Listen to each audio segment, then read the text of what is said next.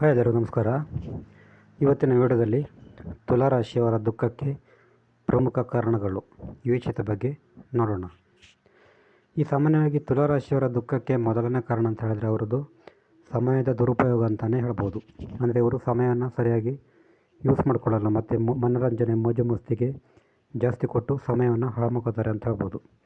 ಅಂದರೆ ಜಾಸ್ತಿಯಾಗಿ ಇವರು ಮನೋರಂಜನೆ, ಫ್ರೆಂಡ್ಸು, ಮೋಜು ಮಸ್ತಿ, ಈ ಥರ ಹೊರಗಡೆ ತಿರುಗಾಡೋದು ಈ ಥರ ಎಲ್ಲ ಮಾಡಿಕೊಂಡು ಸಮಯ ಹಾಳು ಮಾಡ್ಕೋತಾರೆ. ಇದು ಇವರ ದುಃಖಕ್ಕೆ ಕಾರಣ ಆಗ್ತಾ ಅಂತ ಹೇಳ್ಬೋದು.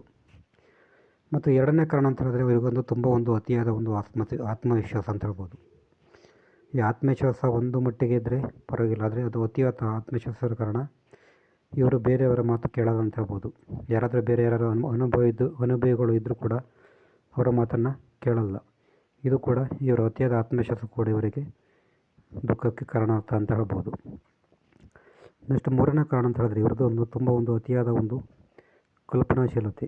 ಅಂದರೆ ಇವರು ಯಾವಾಗಲೂ ಕಲ್ಪನೆಯಲ್ಲಿ ಇರ್ತಾರೆ ಮತ್ತು ಜಾಸ್ತಿ ಕನಸು ಕಾಣ್ತಾರೆ ಅಂತ ಹೇಳ್ಬೋದು.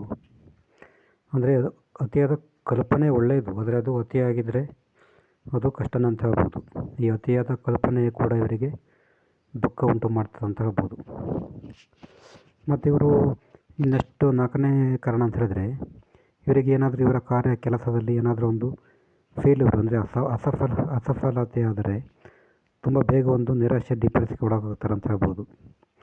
ಈಗ ಯಾವುದೇ ಕಾರ್ಯದಲ್ಲಿ ಅಸಫಲತೆ ಇದ್ದದ್ದೇ ಅದು ಎಲ್ಲರಿಗೂ ಮಾಮೂಲು ಅಂತ ಹೇಳ್ಬೋದು. ಆದರೆ ಇವರಿಗೆ ಸ್ವಲ್ಪ ಅಸಫಲತೆ ಆದರೂ ಕೂಡ ಇವರು ತುಂಬ ನಿರಾಶೆ ಮತ್ತು ಡಿಪ್ರೆಸ್ಗೆ ಒಳಗಾಗ್ತಾರೆ ಅಂತ ಹೇಳ್ಬೋದು. ಇದು ಕೂಡ ಇವರ ದುಃಖಕ್ಕೆ ಕಾರಣ ಅಂತ ಹೇಳ್ಬೋದು.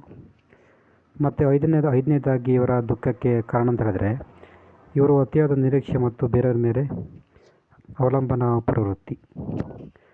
ಅಂದರೆ ಬೇರೆಯವ್ರ ಮೇಲೆ ತುಂಬ ಜಾಸ್ತಿಯಾಗಿ ನಿರೀಕ್ಷೆ ಮಾಡ್ತಾರೆ ಇವರು. ಆ ನಿರೀಕ್ಷೆ ಪೂರ್ತಿ ಆಗ್ತಿದ್ದಾಗ ಇವರಿಗೆ ದುಃಖ ಆಗ್ತದೆ ಅಂತ ಹೇಳ್ಬೋದು.